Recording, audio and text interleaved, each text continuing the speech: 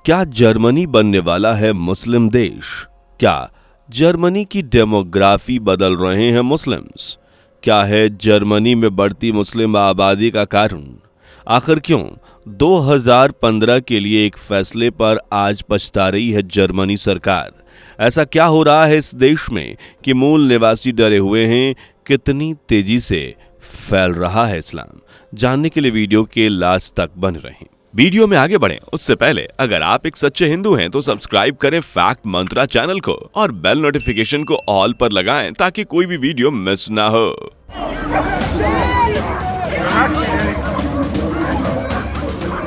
अपनी स्क्रीन पर आपने जो तस्वीर देखी वो जर्मनी की है, जहां मुस्लिम्स पर पुलिस ने शिकारी कुत्ते छोड़े। वजह थी फिलिस्तीन के लिए प्रेम। यह नजारा जर्मनी की कैपिटल सिटी बर्लिन का है, जहां मुस्लिम्स आज से करीबन 7 से 8 महीने पहले फिलिस्तीन के समर्थन में डेरा डालकर बैठे थे। सरकार और पुलिस के लाख समझाने के बाद भी जब वो नहीं उठे तो पुलिस ने ये एक्शन लिया। इस एक्शन की आड़ में जर्मनी सरकार ने साफ कहा कि वो कट्टरपंथ या जर्मनी की संस्कृति से जरा भी छेड़छाड़ बर्दाश्त नहीं करेगी। दरअसल मध्य यूरोप में बाल्टिक सागर और अल्प्स पर्वत श्रेणी के बीच बसा जर्मनी एक ईसाई बाहुल्य देश है। सदियों से जर्मनी की पहचान ईसाई धर्म है, जो उसकी संस्कृति, रहन सहन, लाइफस्टाइल हर चीज में घुली हुई है। जर्मनी रूस के बाद यूरोप का दूसरा, जबकि यूरोपियन यूनियन का पहला सबसे ज्यादा आबादी वाला देश है, जहां 8,40,75,000 से भी ज्यादा लोग बसते हैं। और धार्मिक नजरिए से देखें तो आज भी ईसाई ही जर्मनी में सबसे बड़ा धर्म है, जिसे मानने वालों की संख्या 39.8 मिलियन के लगभग है और ये कुल आबादी का लगभग 47.7% हिस्सा है। जबकि मुस्लिम्स का यहाँ दूसरा सबसे बड़ा धार्मिक समूह है, जिनकी आबादी लगभग 5.5 मिलियन यानी टोटल पॉपुलेशन के 6% से भी ज्यादा है। इसके अलावा यहाँ 47% लोग ऐसे भी हैं जो या तो किसी धर्म में विश्वास नहीं रखते या फिर अपनी धार्मिक पहचान रिवील नहीं करना चाहते। साथ ही यहाँ बौद्ध, यहूदी, हिंदू और यजीदी जैसे धर्मों से जुड़े छोटे छोटे ग्रुप्स भी हैं। पर इन दिनों यहाँ तेजी से जो धर्म बढ़ रहा है वो है इस्लाम।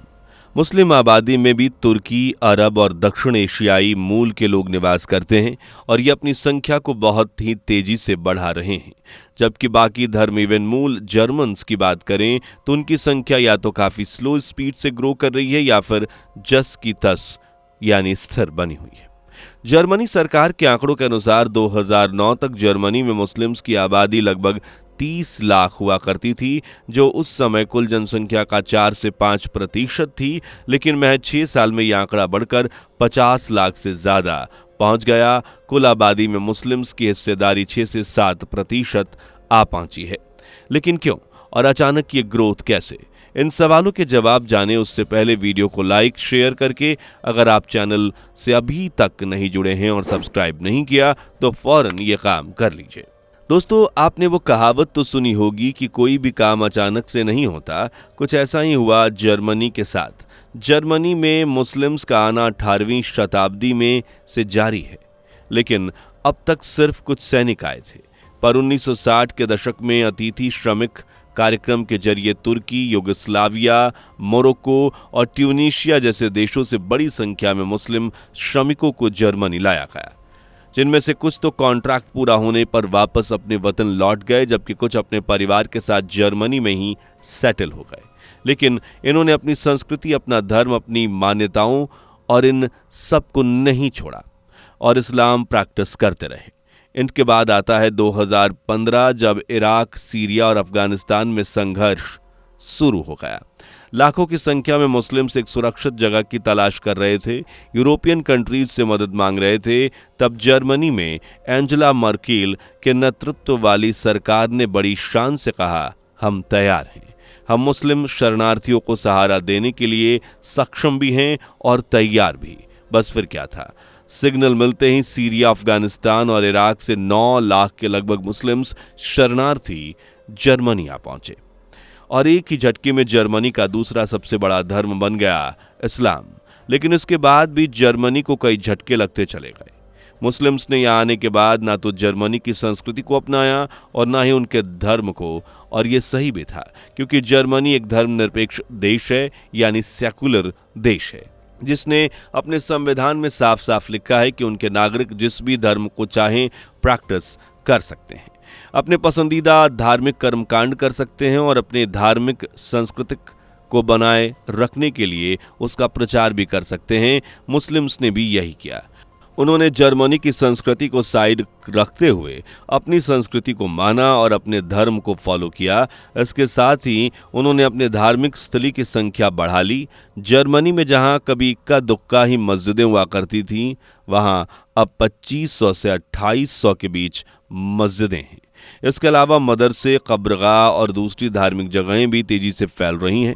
इस्लाम का सबसे बड़ा असर जर्मनी के शहरी क्षेत्रों में देखने को मिल रहा है, जैसे बर्लिन, हैम्बर्ग, कोलोन और म्यूनिख, जहां मुस्लिम आबादी का घनत्व तेजी से बढ़ रहा है। एग्जाम्पल के लिए बर्लिन के कुछ स्कूलों में मुस्लिम छात्रों की संख्या 80% से भी ज्यादा हो गई है। साथ ही कई मदरसे खुल गए हैं। एक और संकट जो जर्मनी के सामने है वो है धर्म परिवर्तन। ऐसे कई मौके उदाहरण तब आए जब जर्मनी में ईसाई लोगों ने अपना धर्म परिवर्तन किया हो या फिर ऐसी कोशिश की हो। धर्म परिवर्तन के अलावा मुस्लिम्स में बर्थ रेट काफी हाई है।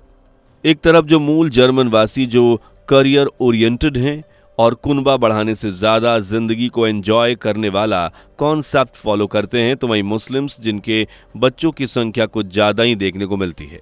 एक जर्मन अगर एक बच्चा पैदा करता है तो वहीं मुस्लिम जोड़ा 6 से 7 बच्चे को जन्म दे देता है।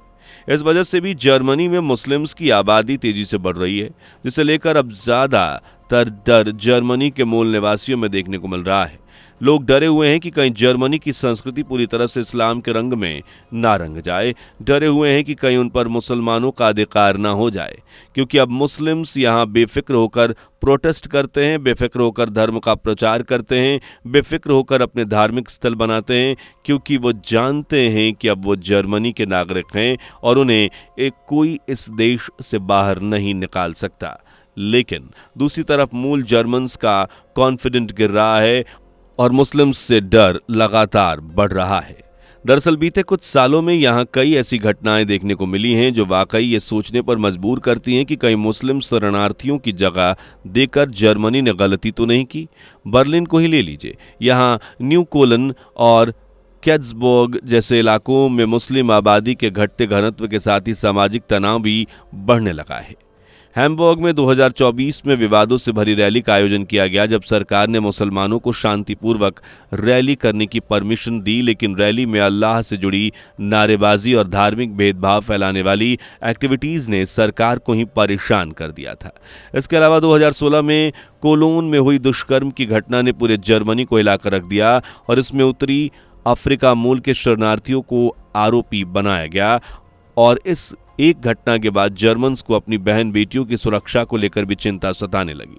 इसी तरह Würzburg train incident, Berlin Christmas market हमला, कई आतंकी गतिविधियां भी नोटिस की गईं जिनमें मुस्लिम शरणार्थियों का हाथ रहा। हाल ही में हुई घटनाओं की बात करें तो 2024 में हैम्बर्ग में मुस्लिम इंटरैक्टिव नाम के एक ग्रुप ने रैली का आयोजन किया, जिसमें न सिर्फ इस्लाम से जुड़े नारे लगाए गए बल्कि शरिया कानून की मांग की गई।